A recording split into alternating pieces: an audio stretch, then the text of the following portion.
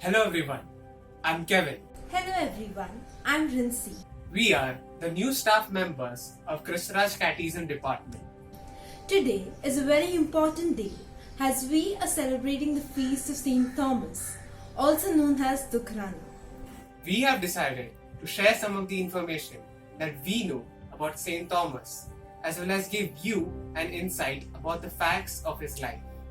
So all of you, please pay attention. We hope this helps you all. Thank you.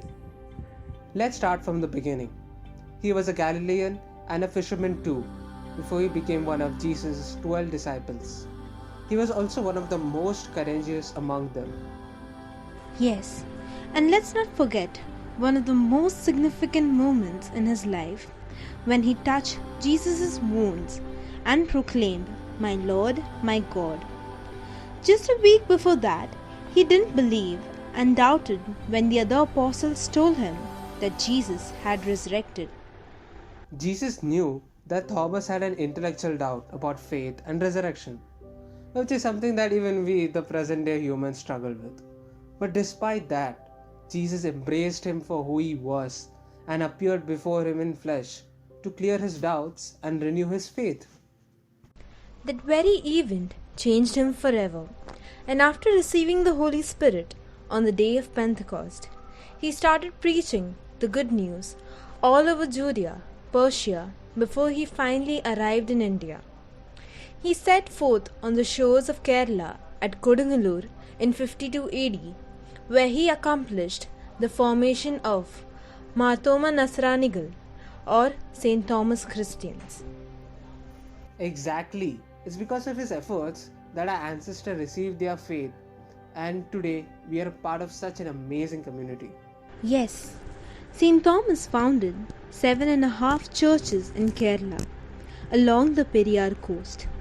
They are found in Kodungalur, where he first landed, Niranam, Kollam, Nilakkil, Kokamangalam, Kottekavu, and Palayur. Then I'm sure you might have heard about the famous pilgrimage in Malayatur, which is one of the 8 international pilgrimages declared by Vatican, and it is the only one in Asia too. Well, according to our faith, Saint Thomas stopped at Malayatur on his way to Mylapore. When he started preaching the good news of Jesus at the foothill, local people tried to attack him, but he escaped from their clutches to the hilltop and hid himself. He continued preaching the good news at the foothill. At about 120 families accepted Christianity. According to history, while St. Thomas was praying, Mother Mary appeared to him and gave him the courage. While praying, he drew a cross on the rock. After some years, the local tribals, while resting on this rock, found a golden cross, and when they knocked at it, it started bleeding. Hearing this incident, many people started rushing towards the hilltop to pray, and gradually it became a pilgrimage. There is a miraculous spring on the hilltop. St. Thomas struck the rock when he was thirsty, and the water sprang forth. A lot of devotees get healing by drinking its water. There's also a footprint of St. Thomas on a rock. There is a place called the Marthoma Mandapam, which is close to the church where St. Thomas's relics are kept. There are 20 steps built to reach the Mandapam, which represents the 20 years of his work in India, or also known as Bharat. The feast of St. Thomas is celebrated at Malayatur on the following Sunday after Easter. His work in Kerala lasted for about 10 years. He went to Mylapore in Tamil Nadu to preach the good news there. In fact, in order to escape persecution, he hid in a cave below the place where he used to teach and pray. The place is called Little Mount or Chinnamalai. In the cave below it, there's an opening through which he escaped. St. Thomas's foot and handprints are found near those rocks. And finally, in AD 72, he was killed at St. Thomas Mount with a lance while he was praying. But the rock on which he died had the imprint of a cross, which he engraved himself for his personal prayer. This cross is now used in all of our churches. That is quite a fascinating fact. After his death, his loyal disciples buried him in a tomb in Mylapore, on which Saint Thomas Basilica is now built. A quite distinct honor that this church has is that it is one of the 3 basilicas built on the burial place of our Lord's disciple. The other 2 are St. Peter's Basilica in Vatican City and St. James Basilica in Italy. There's one more thing that we need to talk about: St. Thomas's relics. We all know about the relic kept at the Cathedral Church in Kalyan West. But after researching it a lot, I eventually found out that the greater part of the relics were taken from Mylapore to Edessa, Mesopotamia, which is now known as Urfa in Turkey. Then, in 1141, they were taken to Chios, a Greek island, to finally being transported to Ortona, Italy in 1258.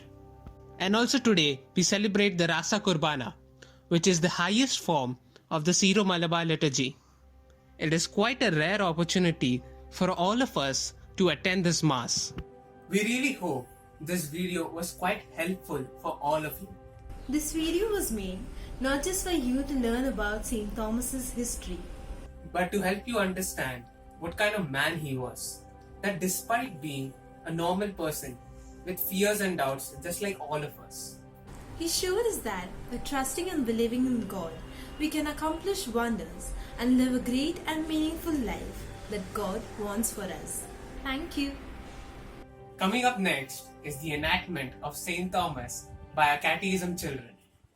അപ്പസ്തോലന്മാരിൽ ധീരനാം Thoma ദൈവസ്നേഹത്താലെരിഞ്ഞൊരു ശ്ലീഹ അധികാരവൃന്ദത്തെ തെല്ലും ഭയക്കാതെ കർത്താവിൻ കൂടെ മരിക്കാൻ ആശിച്ചവൻ അപ്പസ്തോലന്മാരിൽ ധീരനാം തോമാ ദൈവസ്നേഹത്താലെരിഞ്ഞൊരു ശ്ലീഹ അധികാരവൃന്ദത്തെ തെല്ലും ഭയക്കാതെ കർത്താവിൻ കൂടെ മരിക്കാൻ ആശിച്ചവൻ വിശ്വകർത്താവിനെ തൊട്ടറിഞ്ഞിടുവാൻ ശാഠ്യം പിടിച്ചു പറഞ്ഞവൻ നാഥൻ അണഞ്ഞൊരു വേളയിൽ തന്നെ സത്യവിശ്വാസം ഉദ്ഘോഷിച്ചു. Greetings in the precious name of our Lord Jesus Christ. Today, on the occasion of the Feast of Dukrana, which is celebrated as the day of remembrance of St. Thomas the Apostle, here's wishing our beloved Bishop, Reverend Mar Thomas Elevenal, a very happy feast.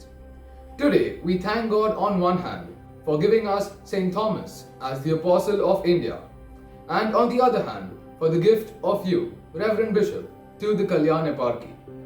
A bishop with a vision and a person who leads by example. Dear Bishop, we acknowledge and appreciate your leadership and commitment for being at the front line in response to the COVID pandemic.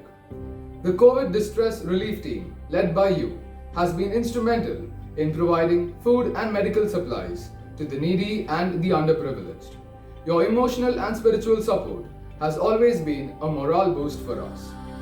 Dear Bishop, may God bless you immensely today on the feast of the Blessed Apostle Thomas, so that you may always be sustained by his intercession and have a blessed life in the name of Jesus Christ, whom St. Thomas acknowledged as my Lord and my God. Once again, happy feast.